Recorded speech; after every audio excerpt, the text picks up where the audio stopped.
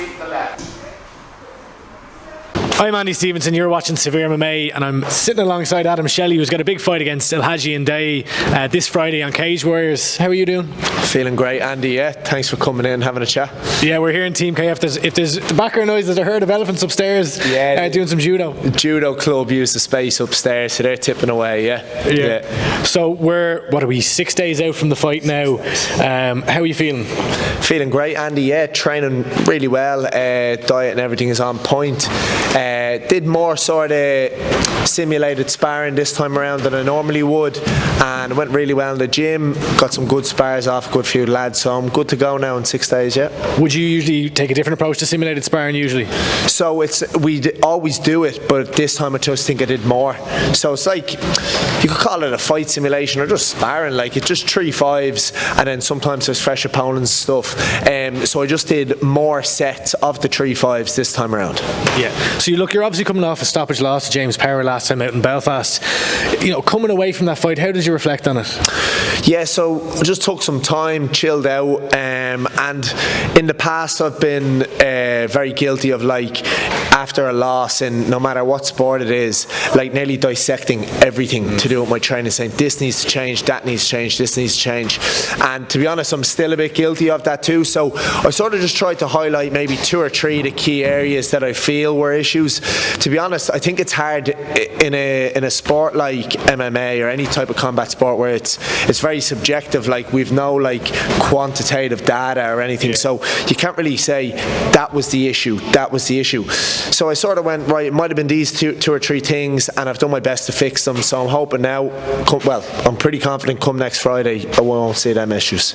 Yeah, it was a very entertaining fight. It was a standing TKO. It looked, from the viewer's perspective, that you seemed to be kind of slowing down. Maybe the conditioning was wearing, maybe probably because of the damage. How did you feel? Yeah, so his shots did wear on me, and then we were in a little bit of a grappling exchange where I went for a Darsh choke. You know, it was close, but obviously I didn't get it, and that sort of zapped the arms a little bit too, along with the damage and a couple of other factors. But yeah, look, I think I've addressed all the things. So yeah, you fought a lot off your back foot, some nice check hooks, and you had moments of success for yourself, as you mentioned, with the Darce as well, the Darce attempts. Coming away from that fight, I know you said you've pinpointed a few different pieces. Can you share maybe a little bit of what you've been working on? Yeah, so one, like, it's a very it's a broad area, and a lot of people, like, it sounds obvious, but recovery was one thing, like, and like, you know, I'm not coming on making excuses at all. Like, I lost on that night, you know, to the better guy. I was doing recruit training and stuff with the fire brigade at that time, so it was a hectic sort of time, sort of being run into the ground and training, like, you know, going through that process, and then obviously my own MMA training, cutting weight. So it could have been like part of accumulated fatigue. So I've sort of incorporated just more strategic rest days and stuff, focusing on my sleep and all that in the build up to this fight. And congratulations are in order, right? You've graduated you're a fully fledged firefighter now? Yeah, that's right. I'm stationed up at the airport. Yeah.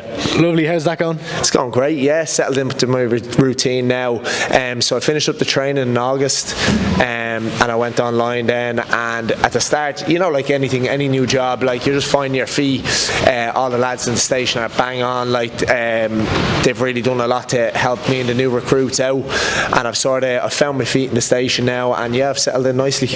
I've always wondered, like, do you need like kind of really good conditioning to be a firefighter? Like, is there an emphasis on that? Yeah, so like in the recruitment process, there was a quite a stringent physical aspect to it. Like, you know, the physical test was pretty tough. Like, you know, and from speaking to people who were involved in the recruitment process, and like that did rule a lot of people out of the role.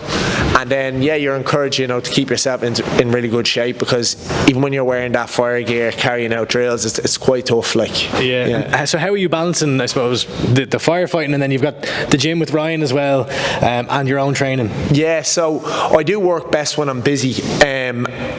And and so I like to be that way. And then when I'm able to plan now, because I have my roster for work like a year in advance. I know the nights me and Ryan coach in our club, and then Chris and the lads here are very flexible and help me out a lot in training, so I get to as many of the scheduled training sessions as I can. And maybe if I do miss one that I would have liked to get to, I can maybe drop a couple of the lads a message, and I might be like, here, Saturday evening, are you around to do a little bit? And maybe some of them miss the session during the week due to work commitments or whatever they might have on, and we'll make up for that session. So it's just about lining everything up, planning my week out week by week, and I feel like it's gone really well the last 8 to 12 weeks. So yeah. And you're enjoying the new job anyway. Has there been any mad stories from it so far? Nothing yet, nothing major, like a few little exciting things, but nothing out of the ordinary. Anything you can share? Not really. No. That's fair enough. That's fair enough. 3 Whitehall fighters again on this card. Is this planned in advance between yourself, your brother, and James Sheehan?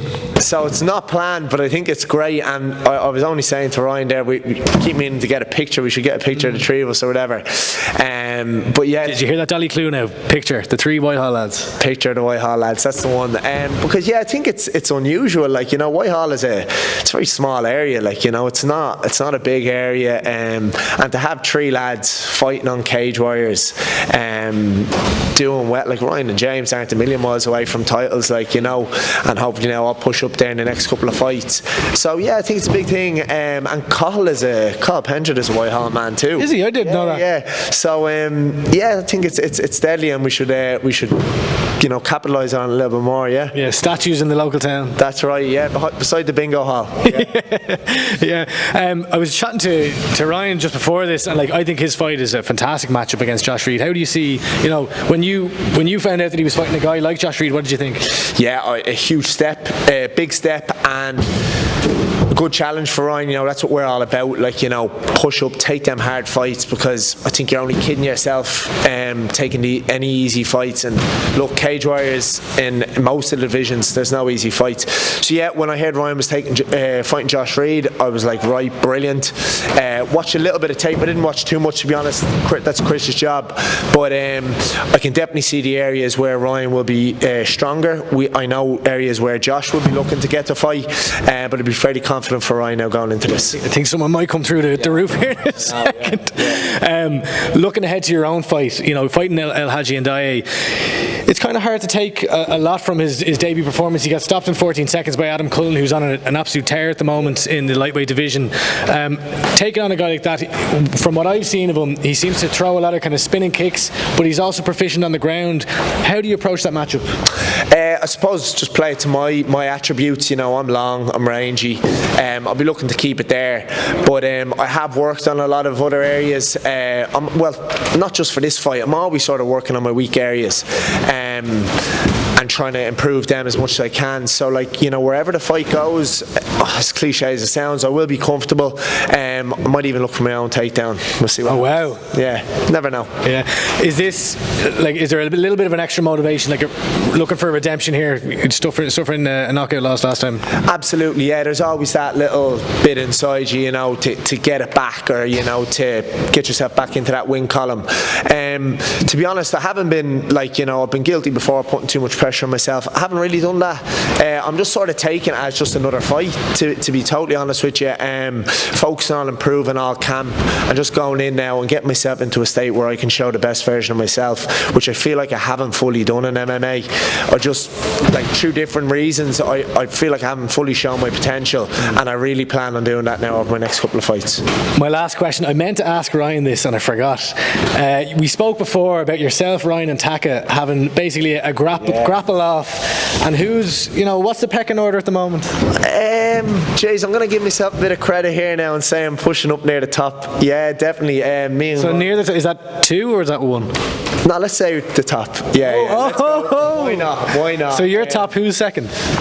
I don't know. I don't get to see the rounds between Ryan and Taka that much, so I'll. That's a cop-out answer. Yeah, I'll remain impartial there and leave the boys at it. But no, it's great, like, you know, because the three of us will be sort of known as strikers and rangy and stuff, and it's always great for us to be, like, you know, there's times me and Ryan now actually most of the time if we're ever just doing our own bit of training, it'll be grappling based. Like obviously for years we did striking sessions together, but now like we nearly just enjoy just here, let's just roll or let's start over under and just get into grappling exchanges, like, you know, and yeah, it's really good. Yeah, well, I appreciate the time. Adam Shelley fighting this Friday, Cage Warriors 145 in London. Tune in on UFC Fight Pass, and we'll see you then.